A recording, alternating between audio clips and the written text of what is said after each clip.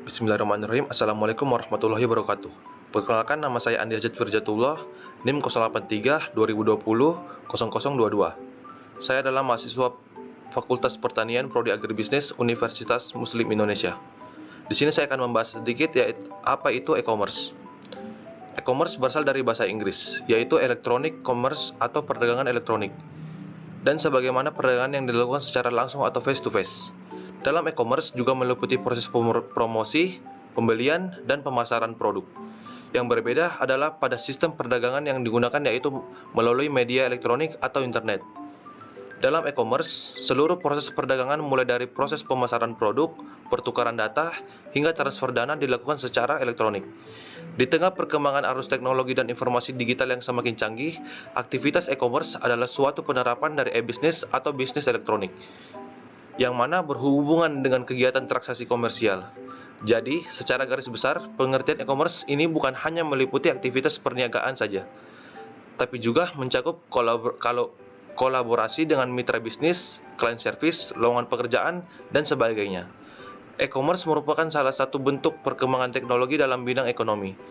Di samping pemanfaatan teknologi digital, e-commerce ini juga membutuhkan database berupa email dan juga teknologi lain yang non-internet.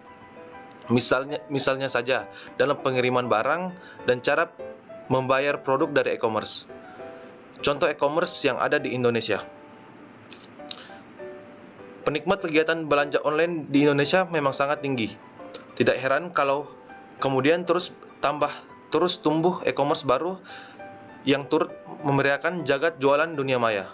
Meskipun begitu, hanya ada beberapa e-commerce saja yang dapat bertahan dan maju di tengah ketatnya persaingan. Di bawah ini ada contoh e-commerce yang berkembang pesat di Indonesia, yaitu pertama Bukalapak. Startup e-commerce yang diluncurkan sejak 2010 silam ini merupakan salah satu unicorn yang ada di Indonesia. Mewadai jutaan pelapak dalam platformnya, Bukalapak memang cukup sukses dan dinikmati. Shopee, meskipun bisa dikatakan masih bau kencur apabila dibandingkan dengan e-commerce yang ada sebelumnya, namun platform salah satu ini tidak bisa disepelekan. Dengan berbagai promosi menarik mulai dari gratis ongkir, flash sale, cashback, hingga undian, Shopee berhasil menjadi salah satu e-commerce dengan tingkat transaksi paling tinggi di Indonesia. Kemudian Lazada. E-commerce ini merupakan salah satu yang paling terkenal di tanah air. Sebagai salah satu startup yang sudah berdiri sejak lama, Lazada memang berhasil mempertahankan ekstensinya. Kemudian Gojek. E-bisnis jenis online to offline ini juga berkembang dengan cepat setelah diluncurkannya. Bahkan saat ini Gojek sudah masuk dalam daftar startup unicorn di Indonesia. Memiliki ribuan driver yang tersebar di seluruh tanah air, Gojek memang menawarkan kemudahan transportasi. Di bawah ini akan dibahas secara tuntas jenis-jenis e-commerce yang ada di Indonesia. Yang pertama, business to business. Jenis e-commerce satu ini memiliki skala paling besar karena transaksi yang dilakukan adalah antar perusahaan. Pada business to business, kegiatan transaksi diaplikasikan secara fisik dan elektronik, dan konsumennya adalah suatu kelompok yang juga menjalankan bisnis. Contohnya adalah distributor, reseller, dan sebagainya. Business to consumer. Ini adalah jenis e-commerce yang paling terkenal khususnya di Indonesia, di mana produsen atau perusahaan memasarkan produk secara langsung dengan customer sebagai mangsa pasar. Jadi diibaratkan seperti toko retail berbasis online, di mana pembeli bisa membeli produk secara eceran tanpa jumlah minimal tertentu. Customer to business. Consumer to business. Dalam jenis consumer to business, transaksi penjualan dilakukan oleh pihak konsumen, sedangkan perusahaan adalah target pasarnya. Jadi, individu memberikan penawaran mengenai sebuah produk berupa barang atau jasa kepada perusahaan-perusahaan yang memang membutuhkan, misalnya saja desainer grafis yang menawarkan skillnya. Consumer to consumer. Consumer to consumer.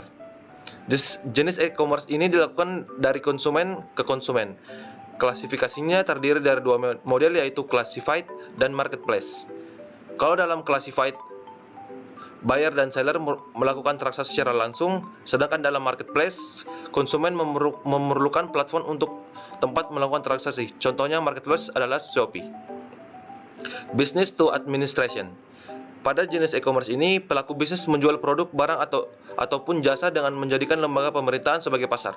Transaksi yang dilakukan juga dalam bentuk trader.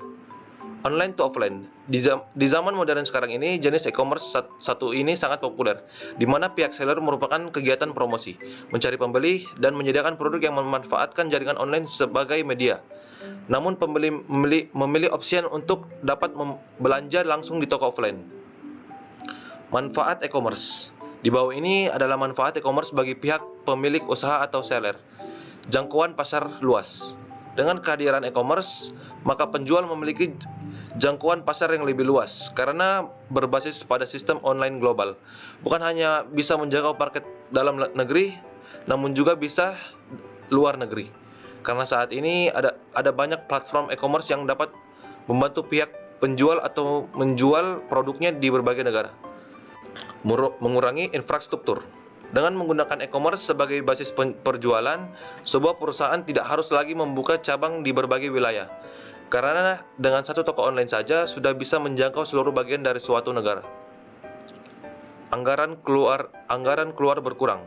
Penggunaan anggaran yang berlebihan dapat dikurangi apabila memanfaatkan e-commerce yang memang basisnya adalah sistem online.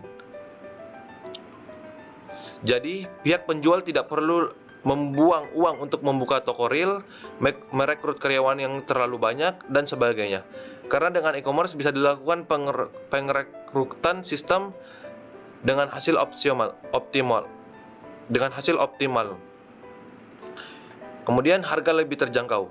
Jika diakumulasikan semua manfaat customer yang ada pada poin-poin sebelumnya, pihak penjual dapat menegakkan harga produk sehingga lebih murah dan terjangkau. Dengan begitu, maka customer juga akan merasa lebih tertarik membeli barang dari toko Anda karena harganya customer friendly. Kehadiran customer memang mendatangkan keuntungan tersendiri bagi kedua belah pihak, pemilik usaha dan pengguna.